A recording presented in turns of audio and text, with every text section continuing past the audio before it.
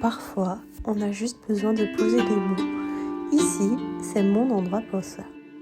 Bonsoir. Ce soir, j'avais pas trop envie de parler.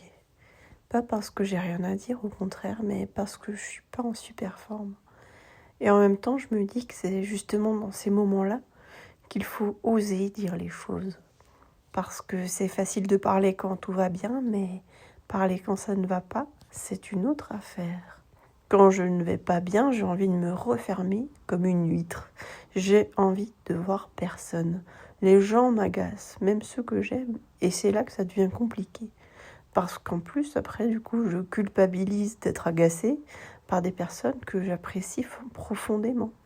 Je fais des efforts pour rester sociable, pour ne pas trop le montrer, mais ce sont des efforts et ce n'est pas naturel, et du coup, ça me fatigue aussi.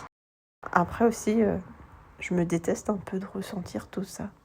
Ce serait tellement simple si j'avais pas ces émotions-là, cet agacement et ce besoin de solitude pendant quelques temps. Depuis quelques années, j'ai commencé à comprendre d'où ça venait, ces petites périodes où j'ai besoin de m'isoler. Et plus précisément, depuis 2016, j'ai commencé à suivre mon cycle menstruel. Et je vois clairement une tendance. Environ une semaine avant mes menstruations, ça bascule. Je bascule dans une autre version de moi-même. C'est pas forcément que je sois triste, c'est plus subtil que ça. C'est une fermeture, une tension, un repli. Je pense qu'on peut le qualifier de syndrome prémenstruel, quoi. Le fameux SPM.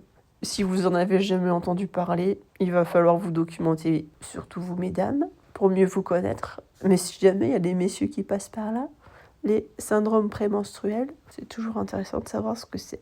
Et ça vous aiderait à mieux comprendre pas mal de femmes, je pense. En tout cas, c'est pas une invention, c'est réel, c'est cyclique, presque prévisible. Et pourtant, à chaque fois, ça me surprend. À chaque fois, je m'agace moi-même de tomber là-dedans. Bref, j'arrête. Ce qui est étrange en plus, c'est que dans ces périodes-là, je suis aussi assez hyper productive. J'ai un peu comme un hyper focus, j'avance à toute vitesse, j'arrive à traiter 10 trucs d'un coup, je suis plutôt efficace. Tant qu'on ne m'interrompt pas, bien sûr. Mais si quelqu'un vient me couper, j'ai envie de hurler. Et c'est aussi un peu pour ça que les gens ont tendance à m'agacer dans cette période-là. J'ai plus de mal avec la tolérance et qu'on me dérange. En fait, ça me dérange vraiment là quand on va venir m'interrompre en plein milieu d'une tâche, en plein milieu d'une réflexion. Ça va m'agacer. Alors que d'autres périodes de mon cycle où quand il n'y a pas ces fameux SPM, je suis beaucoup plus tolérante et même ça provoque pas de tension chez moi. Au contraire, moi j'adore aider les gens, j'adore pouvoir leur rendre service, mais pas pendant cette période-là. Et du coup, c'est un peu le serpent qui se mord la queue, parce que le reste de mon cycle, je suis cette personne-là, serviable, positive, plutôt sympa, je crois. Et d'un coup, en tout cas, je sais pas si j'arrive bien à le cacher, que les gens m'agacent. Je crois pas, parce que c'est difficile de tout cacher. C'est un peu faux, ça sonne faux. Moi, je le sens que ça sonne faux. Alors, il y en a peut-être qui s'en rendent pas compte, mais moi, je sais que ça sonne faux et j'aime pas ça. Et c'est là le paradoxe, j'ai pas envie de parler, j'ai pas envie de gens, mais j'ai une énergie débordante pour des tâches concrètes. C'est comme si mon énergie sociale se transformait en énergie de production. Autant dire aussi que des fois, en tant qu'enseignante, il faut trouver des stratégies dans ces moments-là pour quand même faire le job comme il faut, malgré ça. Bon, j'y arrive, mais c'est pas facile. Il y a aussi des sensations physiques. Peut-être que les anxieux, et peut-être d'autres personnes, sans que je sache que ça leur arrive aussi, il y a une sensation physique comme un casque invisible autour de la tête qui fait une pression sur les tempes. Alors, c'est pas forcément une pression qui fait une douleur, mais vraiment une pression, une tension. Récemment, j'ai fait un petit peu des recherches, parce que moi, je me pose tout le temps 1000 questions. Ça, c'est moi. Et je crois que ça s'appelle les céphalées de tension.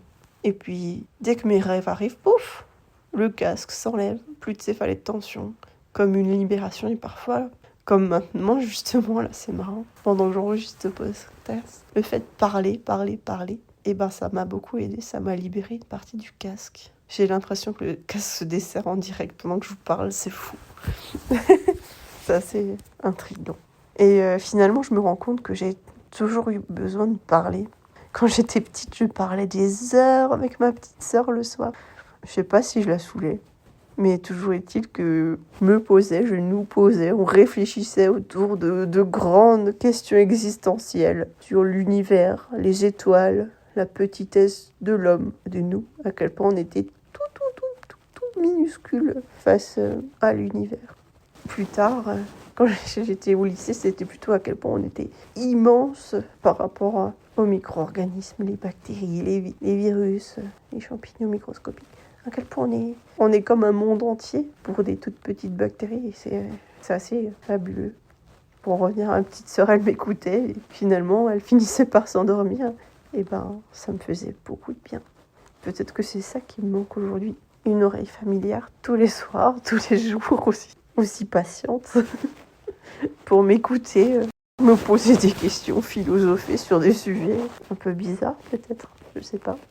En tout cas, c'était encore là en train de m'écouter, merci. Merci de me laisser cet espace pour dire, pour parler, pour m'exprimer sans jugement. Et si toi aussi tu vis ça parfois, t'es pas seul. Vraiment pas. Je vais m'arrêter là pour ce soir. Parce qu'on mérite tous d'être entendus, même quand on n'a pas les mots parfaits. Merci de m'avoir écouté, merci d'être là. Pitié, soyez doux avec vous-même. Vous êtes précieux. À bientôt, j'espère. Bisous, bisous.